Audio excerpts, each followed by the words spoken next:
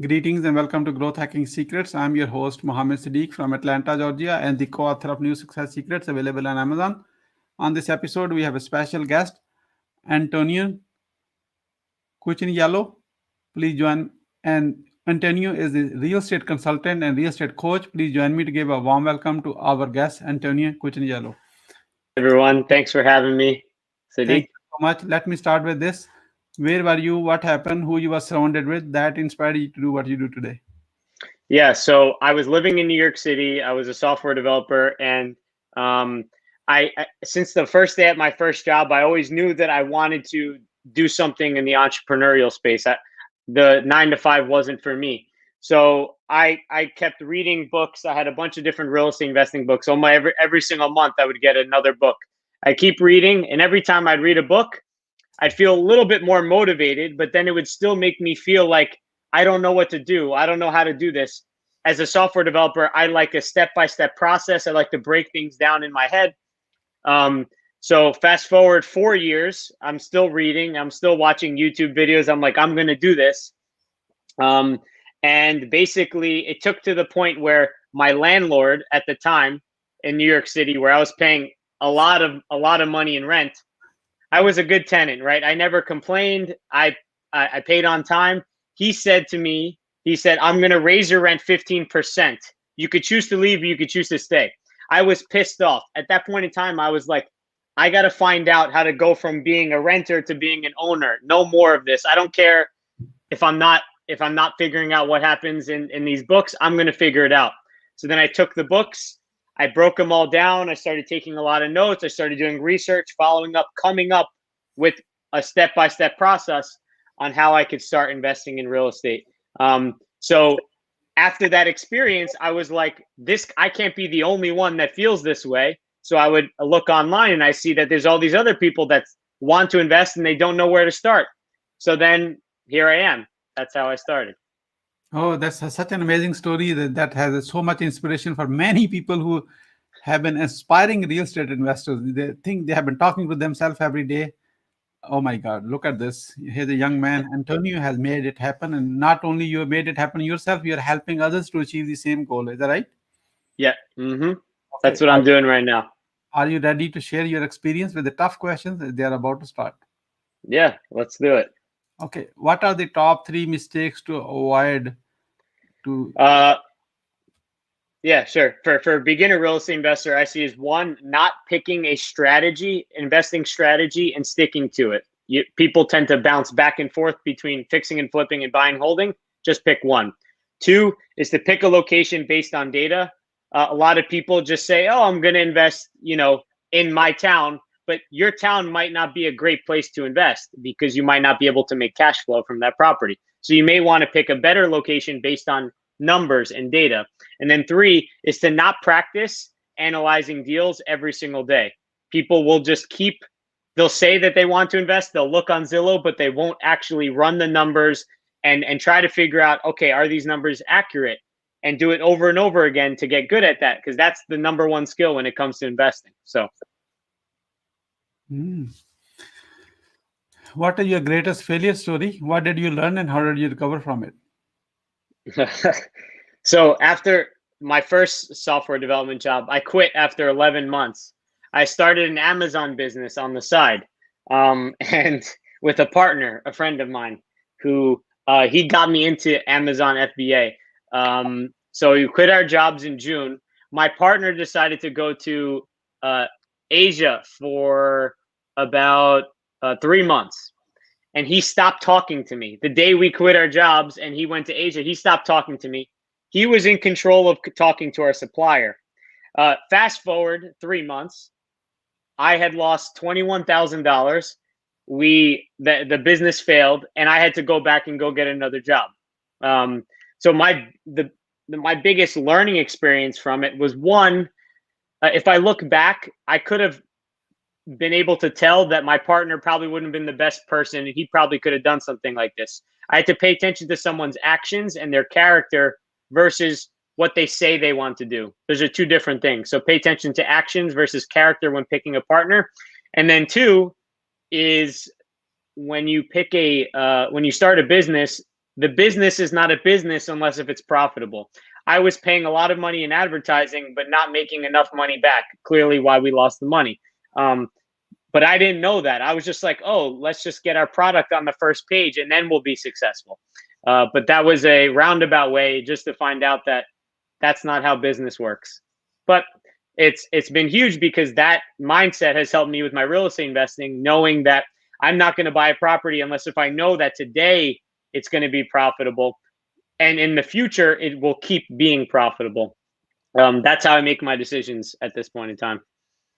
How did you recover from that loss? I basically spent the next 8 months learning a different type of software development. I went from C++ to then learning Node.js, which was a newer programming language at the time. And that got me a better job, a higher paying job. And so I got to work and I started saving some more money and then started building this business. Wonderful. What are your top 3 success secrets that others can model from?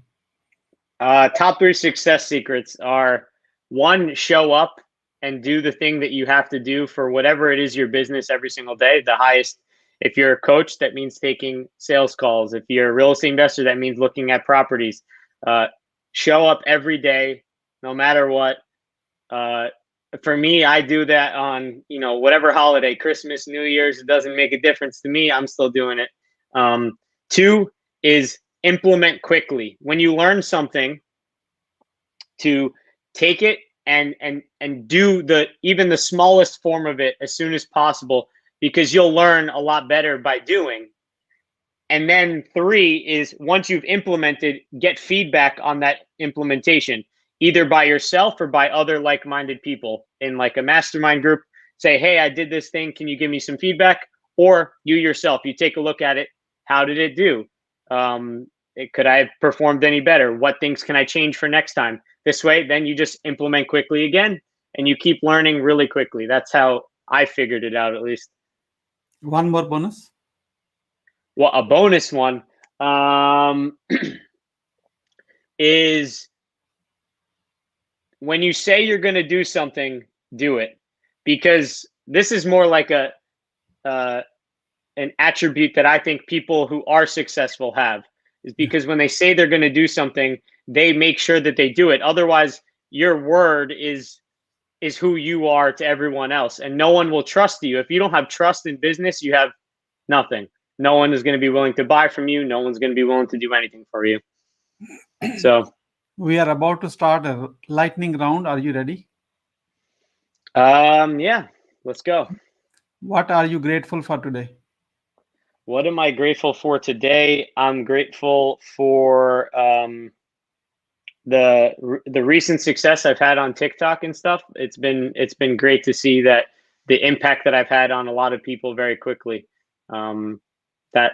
That has made me grateful to get my message out there and show that I'm helping other people, as well as, making money from it too.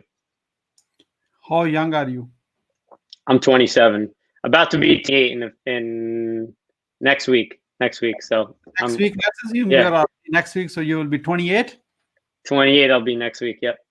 So Antonio, you are not 28. I can tell you for sure. You are 18 years old with a 10 years experience. Okay, I'll take it. What do you want to do when you grow up? So my goal right now is I just left I'm about to leave my full-time job. I put in my 2 weeks, and what I've been wanting to do is become a full-time real estate investor and mentor to people.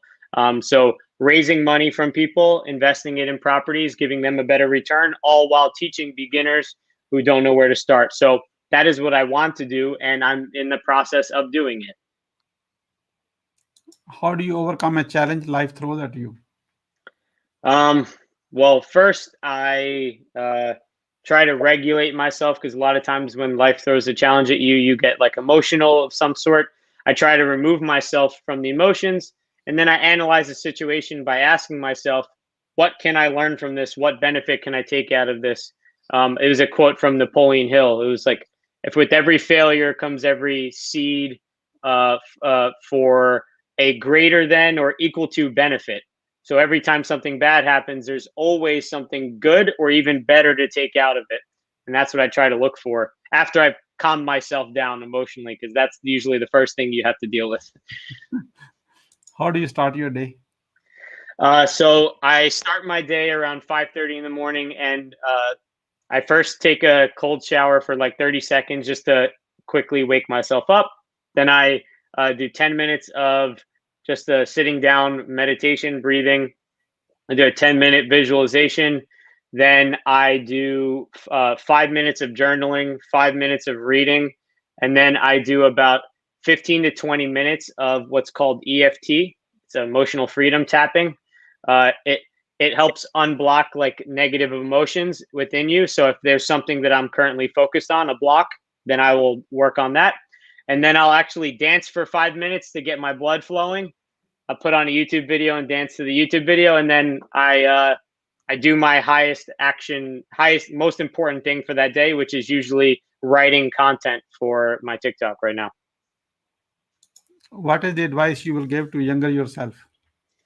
To stop waiting for things to be perfect, because coming from I guess a software development background and an immigrant family where I was told to always, get 100 on my tests, and as a software developer, you can't make any mistakes, otherwise the software won't work.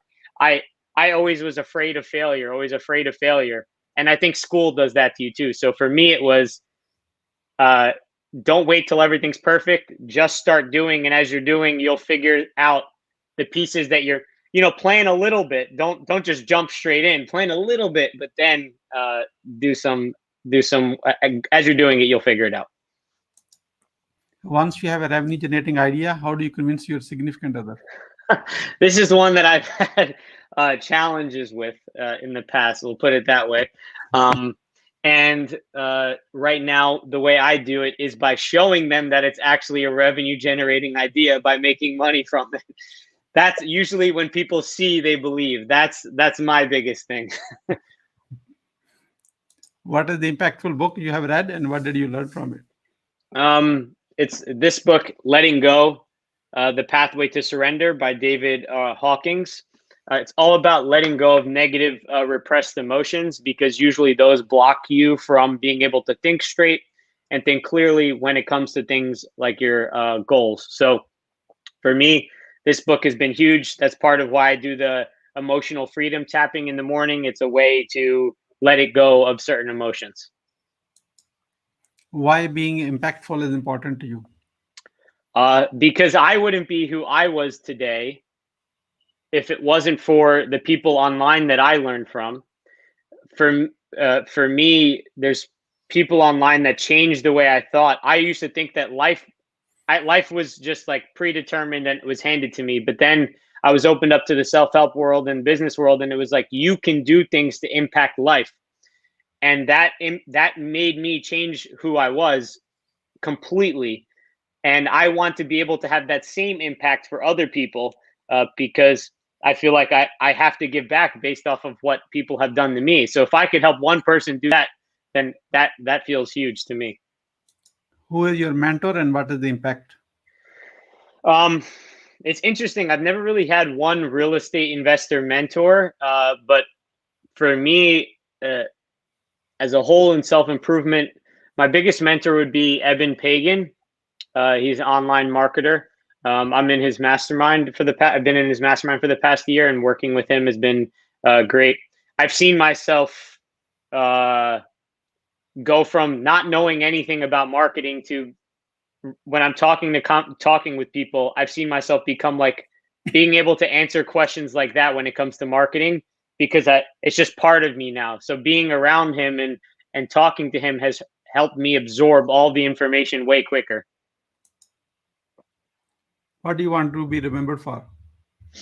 Right now, I want to be remembered for being able to help people get started with their real estate investing. Long term, I want to be able to help a lot of people who have a lot of these emotional blocks and stuff as a kid. And as a kid, I grew up bullied, and I didn't really enjoy my life. So I want to be able to help those kids who feel like that they don't have anyone to talk to, they don't have anyone to help.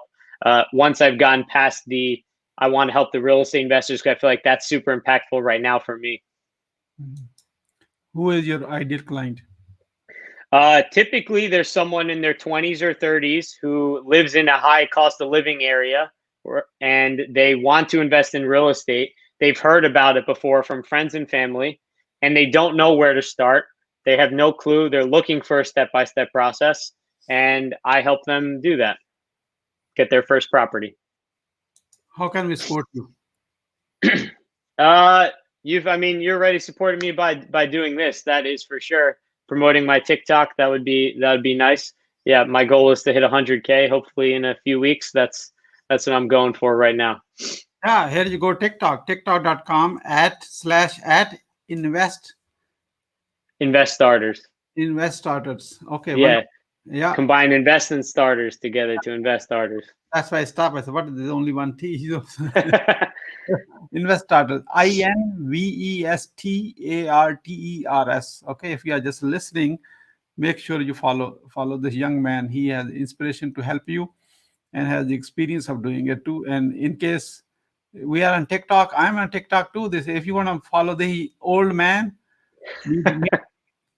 okay, and you follow me. If you're following me and watching this, follow him. Okay, he's a good guy, because I went on his live. He's answering questions because he want to provide a value before he even ask for a sale. That's the key part. That's what we love about you, Antonio. Thank you. We are about to wrap up. I like to ask you, what would you say about your today's guest experience on the show? I mean, this has been great. You have the most systematized show I've ever seen so far, that I've ever been on so far. You got the questions all outlined ahead of time, and you know time zones and you got everything set up so it's going on all platforms at once, no tech issues. So I got to say, I mean, it's been a good experience talking to you as well. So overall, I would say 10 out of 10. I can't complain about anything. Thank you for your kind words. Really appreciate it. What would you say as a final word? Yeah. Final word for me. I always used to look and try to find a lot of complaints about what was happening in my world. Like, oh, I don't like who's president, or, oh, I don't like this, that, or the other thing that's happening, and blame everything that happened to me on my outside circumstances. We live in one of the most, in the best time to ever live, in terms of you could reach people in the matter of seconds across the world and never have to worry about it. Stop looking at what's bad and start looking at what's good, and you will find that there's so much good out there. Yeah, and just be part of the good in the world. Be a part of the good in the world. Thank you so much, Antonio, for sharing your wisdom with us today. On the behalf of Growth Hacking Secrets community and our entire team, we really appreciate you. This is Mohammed Siddique signing off from Atlanta, Georgia. Until the next episode, all good wishes.